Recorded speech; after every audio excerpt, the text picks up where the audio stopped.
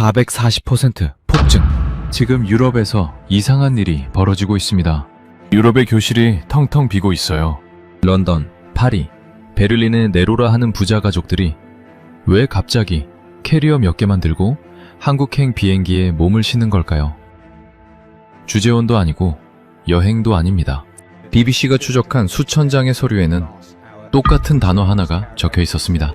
유럽 중산층의 인생을 통째로 바꿔버린 그 기막힌 단어의 정체.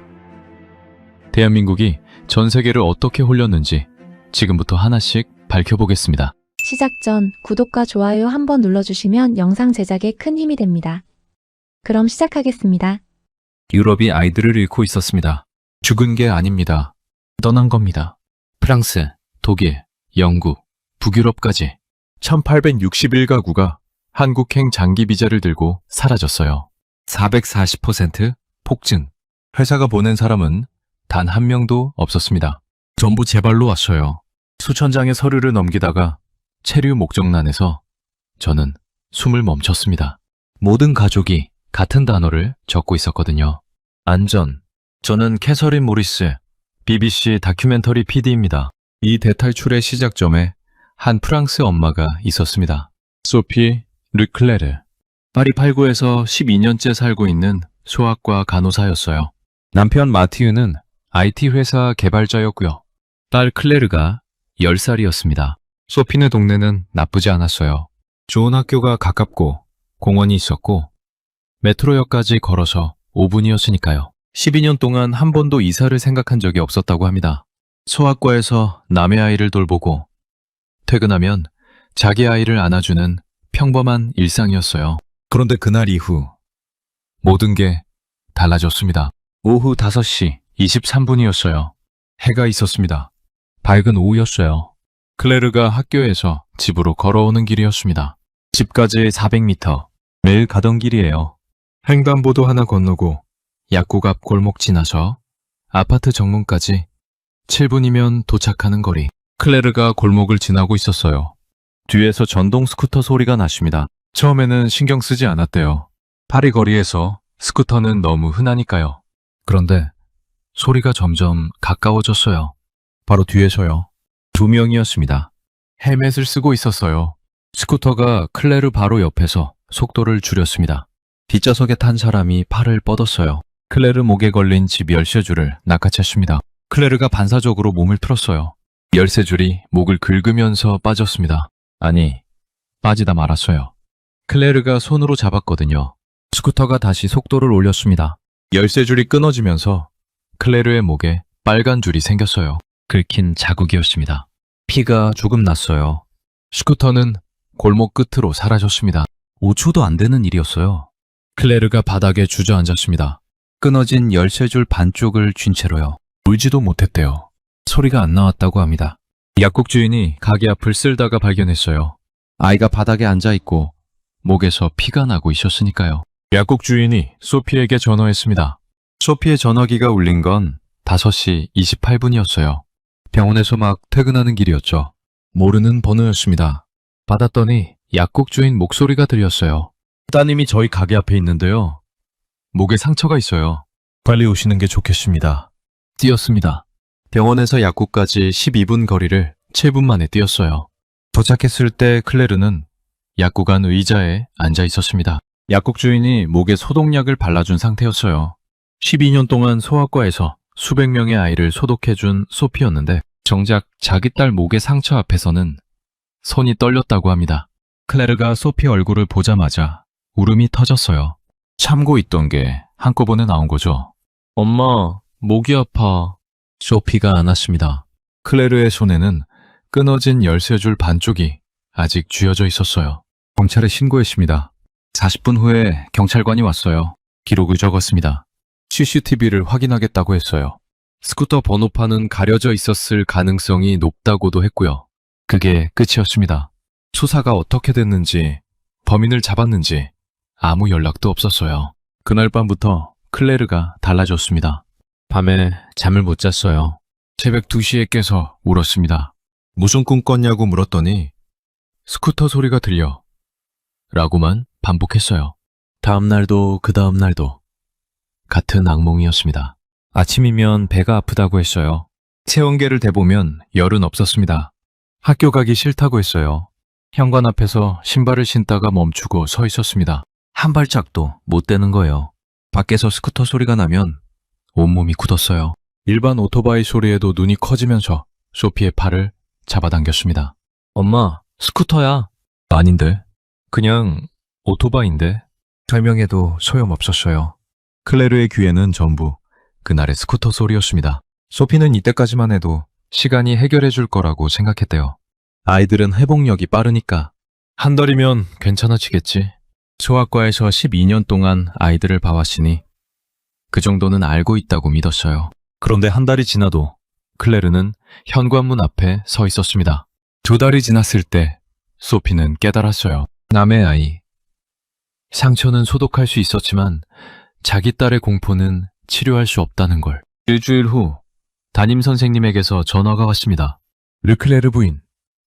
클레르가 수업 시간에 계속 창밖을 봐요. 집중을 전혀 못합니다. 소피는 다음 날부터 직접 데려다 주기 시작했어요. 아침에 클레르 손을 잡고 학교까지 걸어갔습니다. 수업이 끝나면 교문 앞에서 기다렸다가 같이 집에 왔어요. 매일요. 문제는 병원 근무 시간이었습니다. 소피는 소아과에서 오후 진료를 담당하고 있었거든요. 클레르를 데리러 가려면 진료를 일찍 끝내거나 동료에게 부탁해야 했어요. 처음 2주는 동료들이 이해해줬습니다. 3주째부터 수간호사에게 불려갔어요. 소피, 오후 진료에 환자가 밀리고 있어요. 다른 간호사들한테도 부담이 가고 있고요. 맞는 말이었습니다. 그래서 더 답이 없었어요. 2달이 지났습니다. 클레르는 여전히 혼자 밖에 나가지 못했어요. 한 번은 클레르에게 말했습니다. 아래층 빵집에서 바게트 하나만 사다 줄 수 있어? 30초면 돼. 클레르의 눈이 커졌어요. 입술이 떨렸습니다. 대답 대신 방으로 들어가서 문을 닫았어요.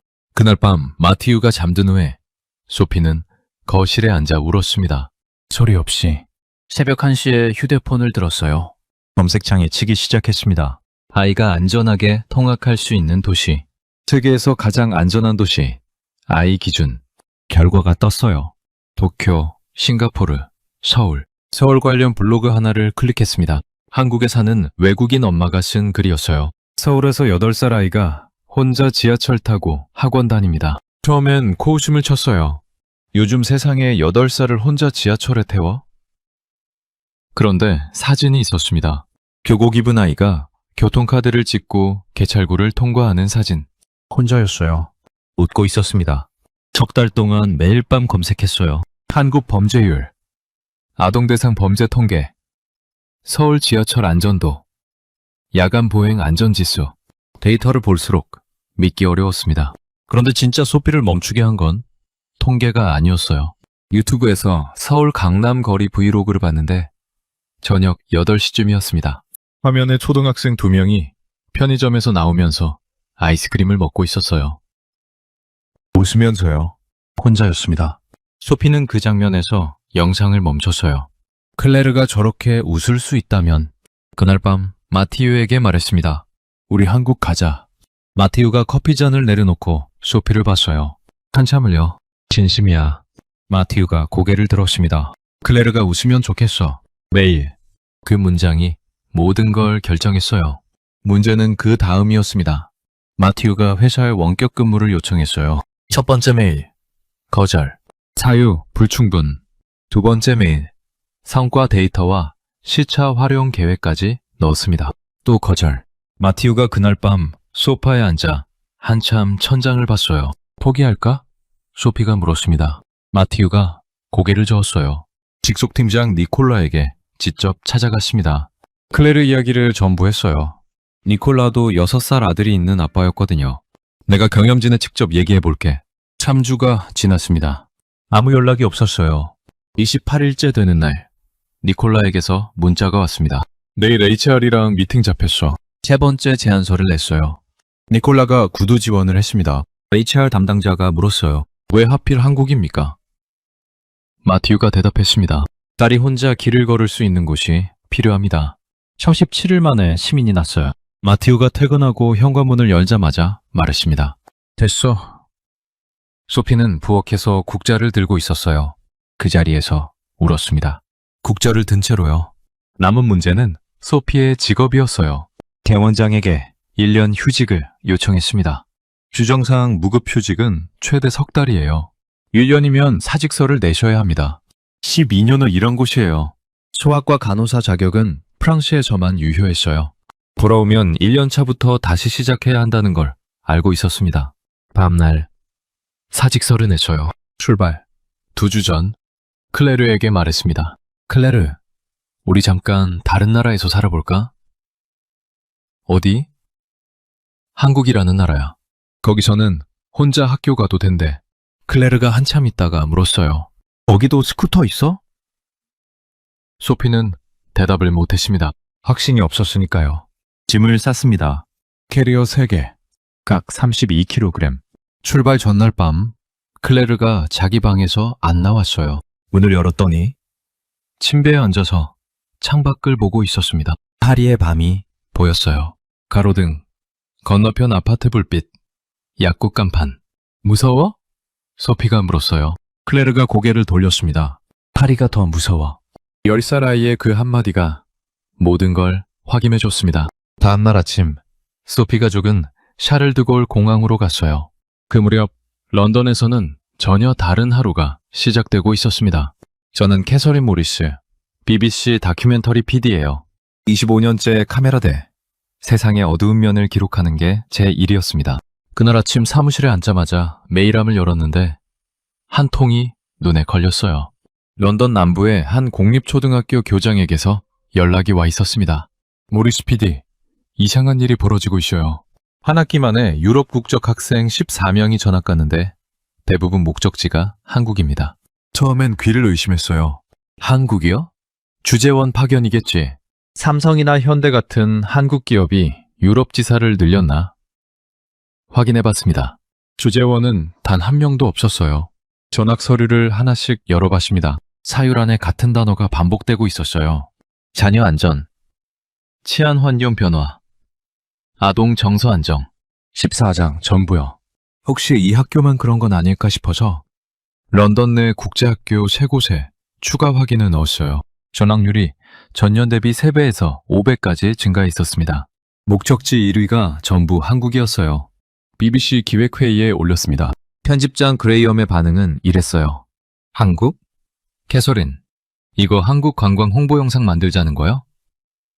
회의실에 웃음이 퍼졌습니다. 그레이엄이 안경을 벗으며 말했어요. 치안 하나 때문에 나라를 옮긴다고? 과장이지.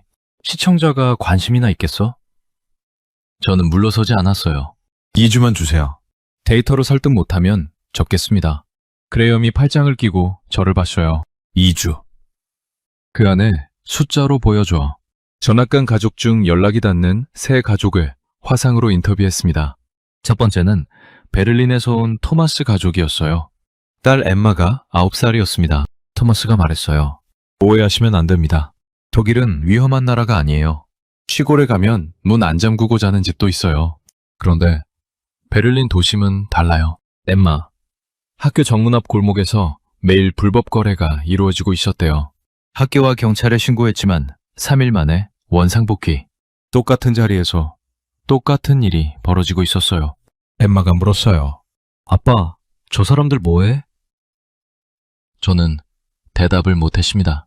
두 번째는 런던의 안일 가족이었어요. 인도계 영국인 부부. 아들 데브가 12살이었습니다. 안일의 아내 프리아가 말했어요. 데브 친구 중에 칼을 갖고 다니는 애가 있어요. 호신용이래요. 12살이에요. 12살짜리가 호신용 칼을 갖고 다니는 게 일상이 된 거예요. 프리아가 숨을 한번 쉬었어요. 그날 남편한테 말했어요. 데브가 칼을 갖고 다니게 되기 전에 떠나야 한다고. 세 번째는 바르셀로나에서 온 가족이었어요. 아들이 등굣길에 또래한테 지갑을 빼앗겼대요. 12살이에요. 학교 가는 길에요. 낮이었어요. 세 가족의 이야기를 정리하고 나서 저는 한 가지를 알 수 있었습니다. 이 사람들은 유럽이 망했다고 말하지 않았어요. 독일이 위험하다. 영국이 위험하다. 그렇게 말한 사람은 아무도 없었습니다. 대신 이렇게 말했어요. 아이를 혼자 보내는 감각이 사라졌다고. 나라의 문제가 아니라 감각의 문제였어요. 그리고 그 감각을 되찾을 수 있는 곳을 전부 같은 나라에서 찾고 있었습니다. 그레이엄에게 다시 찾아갔어요. 노트북을 열고 데이터를 보여줬습니다. 런던만이 아니라 유럽 전역에서 벌어지고 있는 일이라는 걸. 세 가족의 인터뷰 영상을 틀었어요. 프리아가 데브가 칼을 갖고 다니기 전에 떠나야 한다고 말하는 부분에서 그레이엄이 안경을 다시 썼습니다. 화면을 가만히 보고 있었어요. 영상이 끝나고 몇 초간 아무 말이 없었습니다. 서울이라고 했지? 네, 가봐. 일주일. 인천행 비행기표를 끊었습니다. 카메라 2대, 녹음기 하나, 노트북 하나. 25년간 분쟁 지역과 난민 캠프를 찍어왔는데 이번에는 세계에서 가장 안전하다는 나라를 찍으러 가는 거였어요. 솔직히 반신반의했습니다. 치안 하나 때문에 직장을 그만두고 집을 세놓고 아이 손을 잡고 지구 반대편으로 날아간다고? 그게 정말 가능한 이야기인지 직접 확인하고 싶었어요. 비행기 안에서 노트북을 열었습니다. 파일 하나를 만들었어요. 제목은 이랬습니다. 왜 한국인가? 그 질문에 답을 찾는데 일주일이면 충분할 줄 알았어요. 결론부터 말하면 일주일로는 턱없이 부족했습니다. 인천공항에 내리자마자 카메라를 꺼냈습니다. 습관이에요. 25년 동안 현장에 도착하면 가장 먼저 하는 일이 카메라를 드는 거였으니까요. 입국장 문이 열릴 때마다 사람들이 쏟아져 나왔어요. 그런데 뭔가 이상했습니다. 유럽 가족들이 많았어요. 평소와 확실히 달랐습니다. 대형 캐리어를 끄는 부모들, 피곤한 표정의 아이들, 프랑스어가 들렸고 독일어가 들렸어요. 영어로 대화하는 가족도 보였습니다. 한 가족, 두 가족, 세 가족 계속 나왔어요. 저는 입국장 한쪽에 서서 세기 시작했습니다. 1시간 동안 유럽 가족 11팀을 셌어요. 관광객 차림이 아니었습니다. 캐리어가 너무 컸고 너무 많았어요. 여행이 아니라 이사를 온 사람들의 짐이었습니다. 카메라를 돌리고 있는데 제 옆에서 한 독일 가족이 멈춰섰어요. 10살쯤 되어 보이는 딸이 엄마에게 물었습니다. 엄마, 여기가 서울이야? 드디어 도착했어. 엄마가 딸의 머리를 쓸어내리며 말했어요. 여기는 진짜 안전해. 이제 무서워하지 않아도 돼. 저는 그 가족이 멀어지는 걸 보면서 카메라를 내렸습니다. 무서워하지 않아도 되는 곳. 이 한마디를 위해 지구 반대편에서 날아온 거구나. 다음날 서울 강남에 있는 국제학교를 찾아갔어요. 입학 상담사 유진을 만났습니다.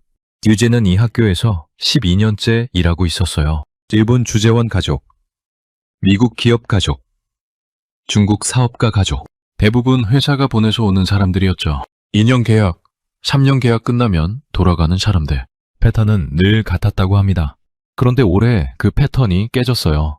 유진이 컴퓨터 화면을 돌려 보여줬습니다. 입학 대기자 명단이었어요. 숫자가 떴습니다. 유배가 감이며 작년 같은 시기가 40명대였어요. 5배. 저는 숫자를 다시 봤습니다. 위정감이 맞았어요. 시스템 오류 아니에요? 저도 처음에 새로 고침 3번 눌렀어요. 유진이 쓴웃음을 지었습니다.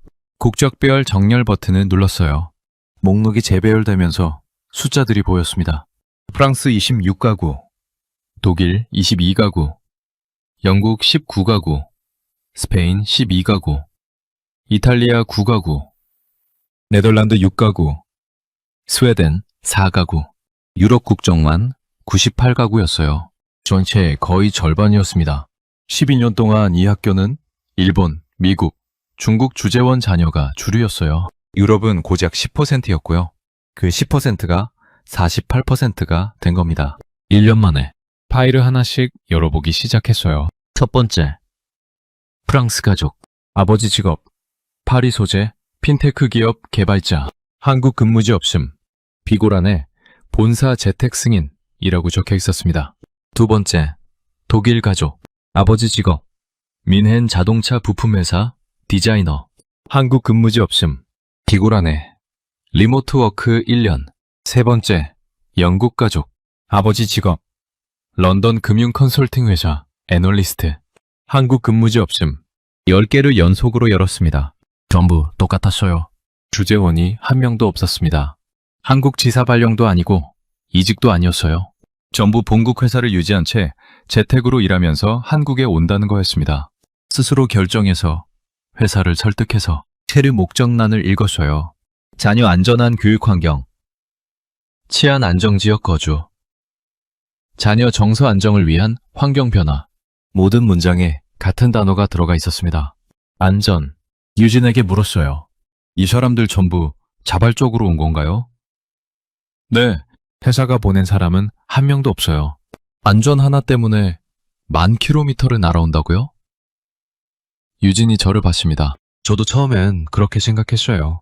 근데 203개 파일을 다 읽고 나면 생각이 달라져요. 유진이 스크롤을 내리다가 한 파일에서 멈췄어요. 이 가족 한번 보세요. 화면에 이름이 떴습니다. 소피 르클레르, 프랑스, 딸 10세, 체류 목적, 자녀, 정서 안정을 위한 환경 변화. 옆에 작은 메모가 하나 붙어 있었어요. 긴급, 아동 심리 상담, 병행 필요. 12년 동안 수천 건의 입학 서류를 받지만 체류 목적란 옆에 심리 상담 병행 필요라고 적힌 건 처음이었대요. 이 가족에게 무슨 일이 있었던 걸까? 저는 유진에게 말했습니다. 이 가족을 만나고 싶어요. 유진이 고개를 끄덕였어요. 다음 주에 상담 일정이 잡혀 있어요. 소개해드릴게요. 그날 밤 호텔로 돌아와서 노트북을 열었습니다. 왜 한국인가? 라고 적어둔 파일을 열었어요. 그 아래에 한 줄을 추가했습니다. 유제베마 가족, 전부 같은 단어. 안전. 일주일이면 충분할 줄 알았던 취재가 점점 깊어지고 있었습니다. 소피를 처음 만난 건 학교 근처 카페였어요. 유진이 자리를 마련해 줬습니다. 소피가 먼저 와 있었어요. 커피를 앞에 두고 있었는데 한 모금도 안 마신 것 같았습니다. 인천공항에서 봤던 유럽 가족들의 창백한 얼굴이 떠올랐어요. 소피도 비슷했습니다. 피곤해 보였지만 눈빛은 또렷했어요. 뭔가를 단단히 결심한 사람의 눈이었습니다. 카메라를 꺼내도 되겠냐고 물었어요. 소피가 고개를 끄덕였습니다. 녹화 버튼을 누르고 물었어요. 왜 한국에 오셨어요?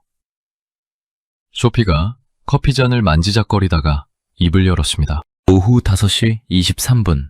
파리 89 골목. 전동 스쿠터 2대. 클레르의 목에 남은 빨간 줄. 약국 주인의 전화. 떨리는 손에 쥐어진 끊어진 열쇠줄 반쪽. 그 이후의 악몽. 새벽 2시마다 스쿠터 소리가 들려 라고 울던 아이. 등교 거부. 현관 앞에서 신발을 신다 멈추는 아이. 석 달간의 검색. 마티유의 회사 설득. 47일. 그리고 사직. 다 듣고 나서 저는 한참 아무 말도 못했어요. 카메라가 돌아가고 있다는 것도 잊었습니다. 소피가 말했어요. 12년 동안 소아과에서 남의 아이 상처를 소독해줬어요. 수백 명이요. 근데 제 딸 목에서 피가 날 때는 손이 떨렸어요. 아무것도 못했어요.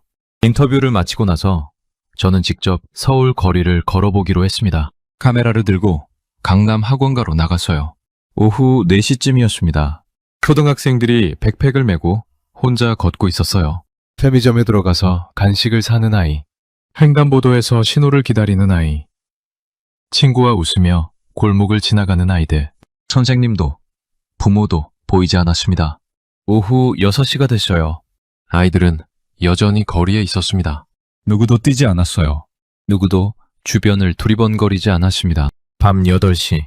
편의점 앞에서 중학생 3명이 도시락을 고르고 있었어요.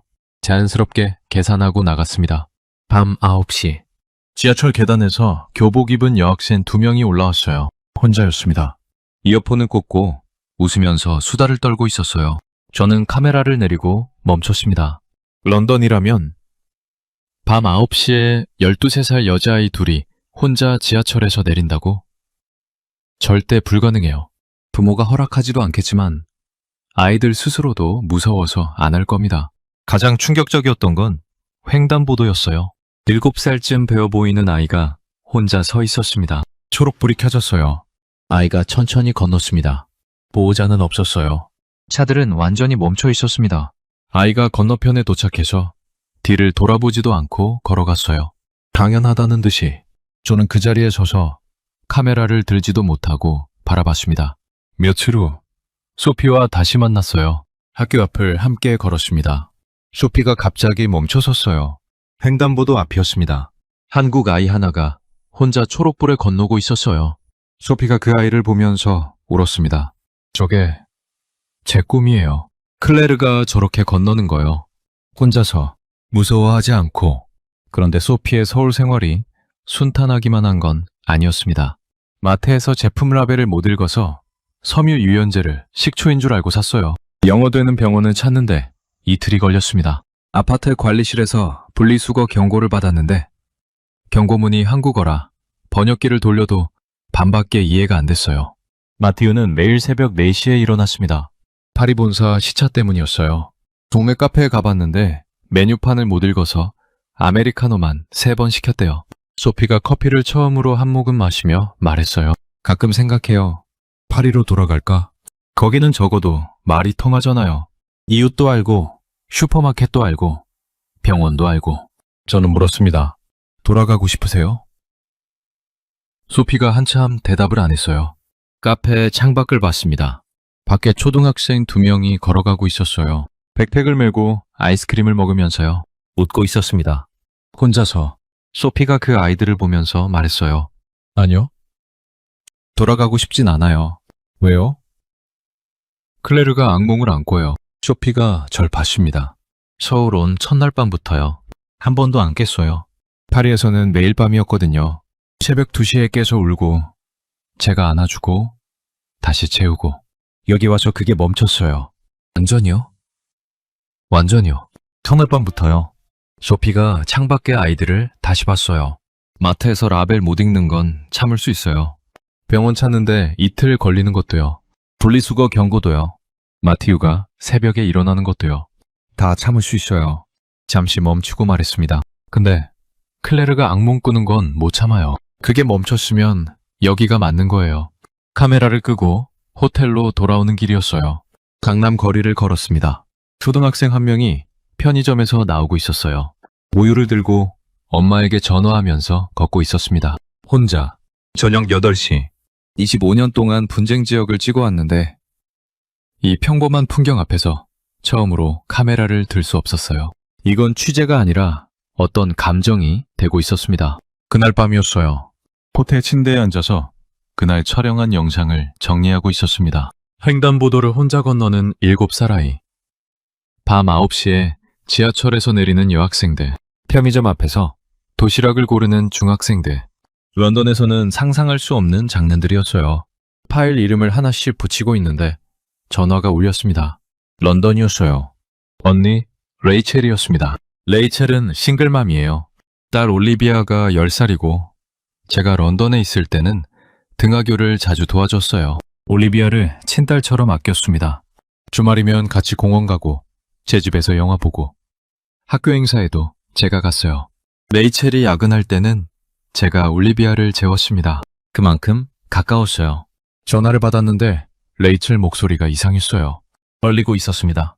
캐서린, 올리비아한테 일이 있었어? 심장이 내려앉았어요. 무슨 일?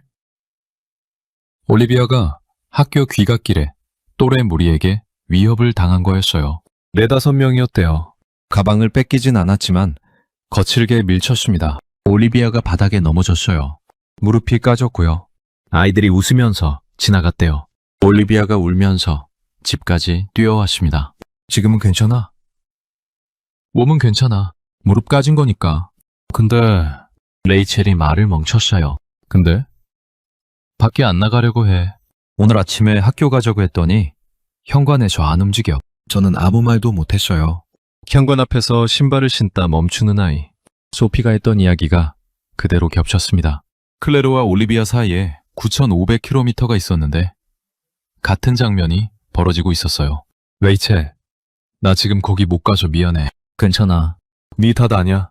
괜찮지 않았어요. 내가 런던에 있었으면, 내가 데리러 갔었으면. 매일 등하교를 도와주던 이모가 지구 반대편에서 다큐를 찍고 있는 동안 올리비아가 길에서 밀쳐진 거였습니다. 전화를 끊고 한참 침대에 앉아 있었어요. 노트북 화면에는 아까 촬영한 영상이 멈춰 있었습니다. 서울 거리에서 혼자 웃으며 걷는 초등학생. 그 아이와 올리비아가 겹쳤어요. 다음날 아침 카메라를 들고 나갔습니다. 강남 학원가를 다시 걸었어요. 초등학생들이 혼자 걷고 있었습니다. 편의점에서 간식을 사고 횡단보도를 건너고 골목을 지나가고 있었어요. 웃고 있었습니다. 카메라를 들다가 내려놓았어요. 올리비아가 자꾸 떠올랐습니다. 이 아이들처럼 웃으면서 걸을 수 있었던 올리비아가 지금은 현관문 앞에 서 있다는 게 직업적 거리감이라는 게 있어요. 25년 동안 유지해온 거였습니다. 전쟁 지역에서도 난민 캠프에서도 카메라와 제 감정 사이에 벽을 세워왔어요. 그 벽이 무너졌습니다. 서울 거리의 평범한 풍경 앞에서 그날 오후 호텔에 돌아와서 한 가지를 더 확인해 보기로 했어요. 한국도 범죄가 있지 않나. 완벽한 나라는 없잖아.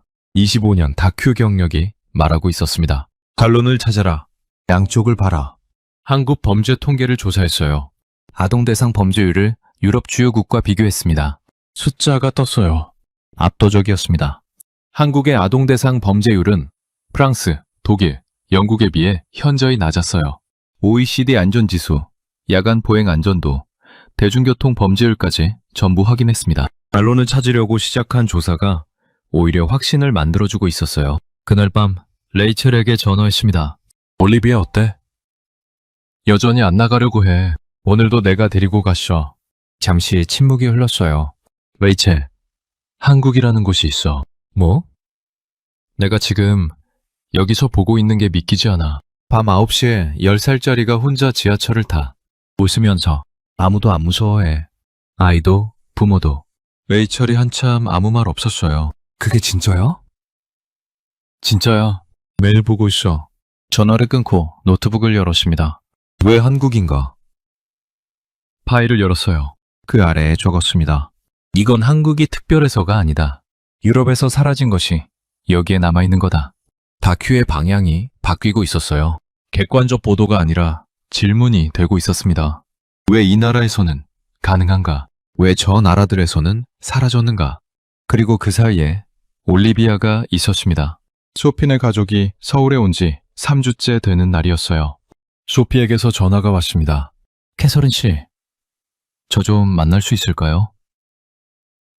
목소리가 가라앉아 있었어요. 공항에서 처음 봤던 유럽 가족들의 긴장과는 달랐습니다. 지쳐 있었어요. 학교 근처 카페에서 만났습니다. 소피가 먼저 와 있었어요. 커피를 앞에 두고 있었는데 또 한 모금도 안 마신 것 같았습니다. 클레르가 학교에서 말을 안 해요. 아예요. 수업 시간에는 선생님이 물으면 대답하는데 쉬는 시간에 아무하고도 안 놀아요. 점심도 혼자 먹어요. 벤치에 앉아줘요. 소피가 커피 잔을 만지작거렸어요. 파리에서 도망쳐 왔는데 여기서도 혼자면 어쩌죠? 저는 카메라를 꺼내지 않았습니다. 이건 취재가 아니었어요. 그냥 듣고 싶었습니다. 3주예요, 소피. 언어도 다르고 문화도 다른 곳에 온 지 3주요. 시간이 좀 필요해요. 소피가 고개를 끄덕였지만 표정은 밝아지지 않았어요. 그런데 변화는 조금씩 오고 있었습니다. 4주째 소피에게서 메시지가 왔어요. 클레르가 반 친구 이름을 처음 말했어요. 수빈이라는 애가 있는데 착하대요. 그게 전부였지만 소피는 그날 밤 울었다고 했어요. 5주째 클레르가 수빈이와 점심을 같이 먹었습니다. 혼자 벤치 대신 급식실에서 대화는 많이 못했대요. 수빈이가 영어를 조금 하고 클레르가 한국어 단어를 하나씩 배우고 있었으니까요. 하지만 옆에 앉았다는 게 중요했어요. 6주째 소피에게서 사진이 왔습니다. 카카오톡으로요. 클레르가 학교 운동장에서 다른 아이들과 줄넘기를 하고 있는 사진이었어요. 웃고 있었습니다. 3주 전 벤치에 혼자 앉아있던 아이가 맞나 싶었어요.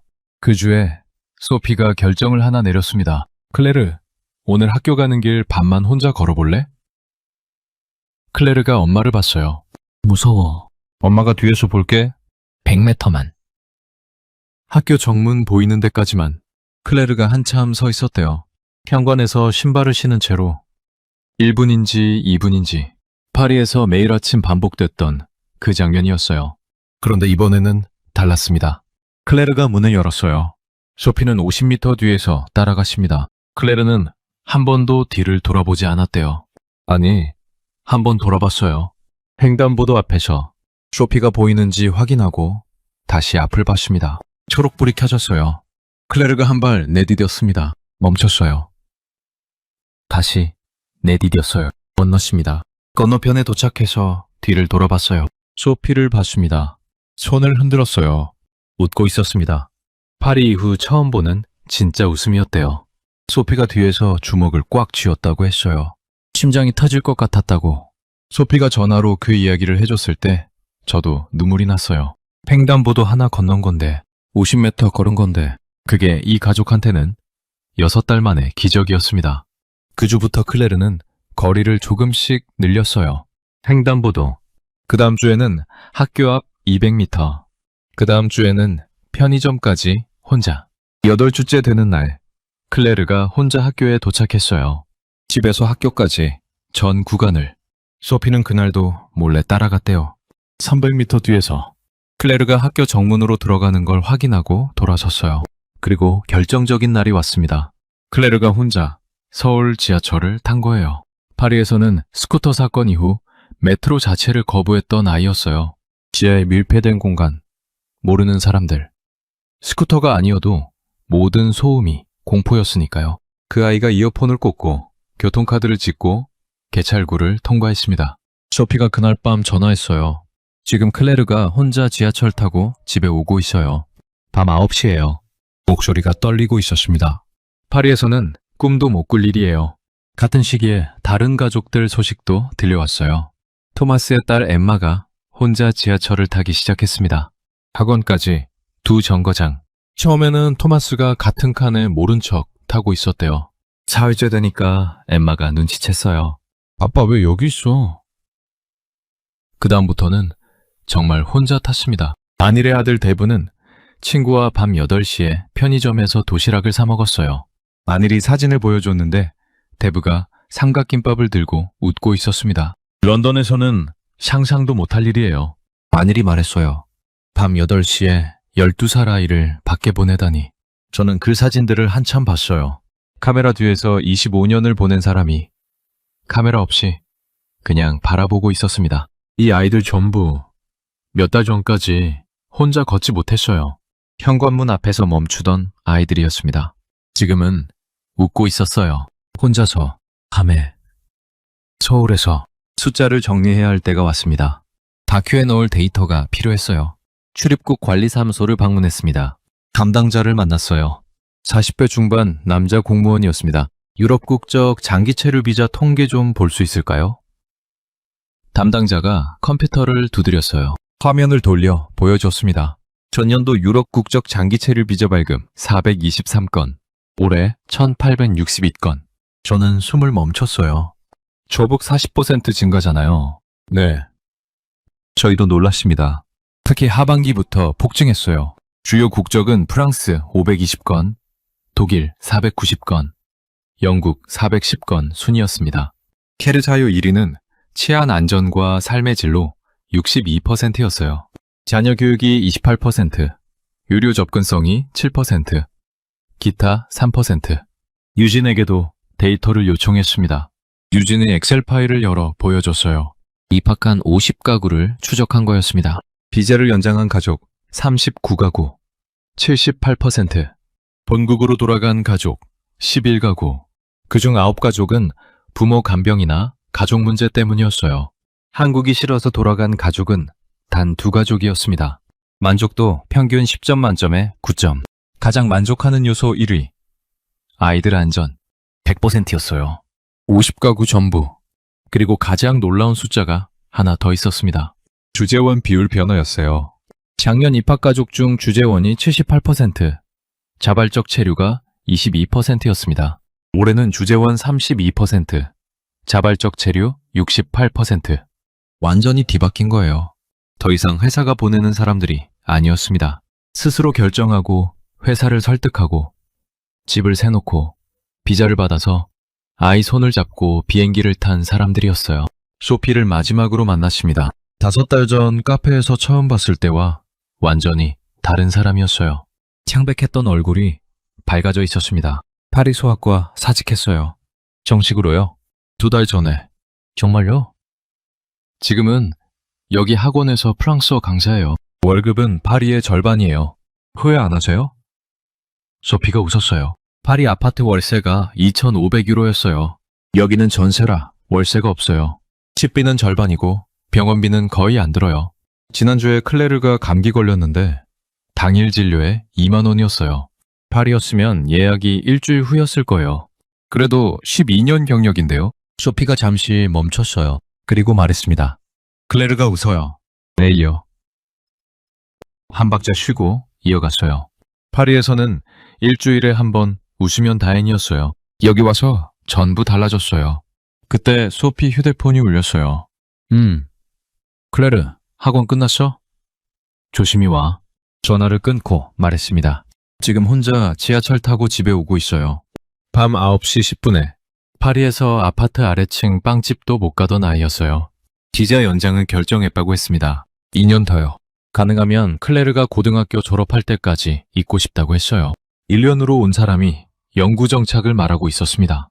그리고 소피의 파리 친구 세 가족이 벌써 비자 절차를 문의하고 있었어요. 한 가족이 오면 세 가족이 물어보고, 세 가족이 오면 10가족이 검색하고, 연쇄의 반응이었습니다. 마지막 취재일이었어요. 학교 운동장을 바라봤습니다. 한국 아이, 독일 아이, 프랑스 아이, 영국 아이가 함께 축구하고 있었어요. 웃고 소리 지르고 뛰어다니고 있었습니다. 한 아이가 넘어졌어요. 엠마였습니다. 코마스의 딸. 베를린에서 학교 앞 골목이 무서워서 혼자 못 다니던 아이. 옆에 있던 한국 아이가 손을 내밀었어요. 일으켜주고 괜찮냐고 물었습니다. 엠마가 웃으며 고개를 끄덕였어요. 먼지를 털고 다시 뜨기 시작했습니다. 아무 일도 아니었어요. 운동장에서 매일 일어나는 일이에요. 그런데 저는 그 장면에서 눈을 뗄 수 없었습니다. 넘어져도 괜찮은 곳, 누군가 손을 내밀어주는 곳, 다시 뛸 수 있는 곳. 이 가족들이 지구 반대편까지 온 이유가 이거였습니다. 퇴근길에 강남거리를 걸었어요. 초등학생 한 명이 편의점에서 나왔습니다. 우유를 들고 엄마에게 전화하면서 걷고 있었어요. 혼자 밤 8시 웃고 있었습니다. 12년 동안 유진이 매일 봤던 풍경이었어요. 눈에 들어온 적도 없었을 겁니다. 한국 사람들은 이 풍경이 얼마나 귀한지 모릅니다. 이것이 사라진 곳에서 온 사람들이 203가족이에요. 호텔로 돌아와서 언니에게 전화했습니다. 올리비아 데리고 한번 와봐. 직접 봐야 해. 레이첼이 웃었어요. 농담인 줄 알았겠죠? 농담이 아니었습니다. 런던으로 돌아갔어요. 편집실에 들어가서 촬영본을 정리했습니다. 밤새 편집했어요. 완성본을 그레이엄에게 보여줬습니다. 30분짜리였어요. 그레이엄이 화면을 봤습니다. 안경을 벗지도 않았어요. 30분 동안 아무 말 없이. 영상이 끝나고 몇 초간 침묵이 흘렀어요. 그레이엄이 천천히 입을 열었습니다. 이거 언제 내보낼 수 있어? 한국 관광 홍보 영상이라고 했던 사람이었어요. 편집실을 나오면서 휴대폰을 꺼냈습니다. 소피가 보내준 사진을 다시 봤어요. 클레르가 서울 지하철에서 웃고 있는 사진. 밤 9시. 혼자. 이어폰을 꽂고 딸기 우유를 들고 6개월 전 파리에서 메트로를 거부하던 아이. 지금은 혼자 타고 웃고 있습니다. 그때 유진에게서 메시지가 왔어요. 오늘 또 전화 왔어요. 어디서요? 런던이요. 친구 소개로 연락했다는데요. 1년 체류 비자 받았답니다. 입학 가능하냐고요? 이야기는 계속되고 있었습니다. 여러분, 지금까지 파리의 엄마 소피 르클레르와 BBC PD 캐서린 모리스의 이야기를 함께 하셨습니다. 어떠셨습니까? 유럽 장기 체류 비자 440% 폭증. 국제학교 입학 대기자 1년 만에 5배. 기저 연장률 78%. 만족도 10점 만점에 9점. 12년 경력의 소아과 간호사직을 사직한 소피는 이렇게 말했습니다. 클레르가 웃어요. 왜요? 그거면 됐어요. 넘어져도 누군가 손을 내밀어주는 곳. 밤 9시에 아이가 혼자 지하철을 타고 웃으면서 돌아오는 곳. 우리에게는 너무 평범해서 한 번도 대단하다고 생각해 본 적 없는 이 일상이 9,500km를 날아온 누군가에게는 눈물이 나는 풍경이었습니다. 이 이야기를 듣고 가슴 한쪽이 뜨거워지셨다면 주변에 한 분만 공유해 주십시오. 그리고 우리가 매일 살고 있는 이 나라가 자랑스러우시다면 댓글에 대한민국 4글자만 남겨주십시오. 오늘도 여러분 모두 따뜻하고 건강한 하루 보내시길 바랍니다. 긴 영상 끝까지 시청해 주셔서 감사합니다.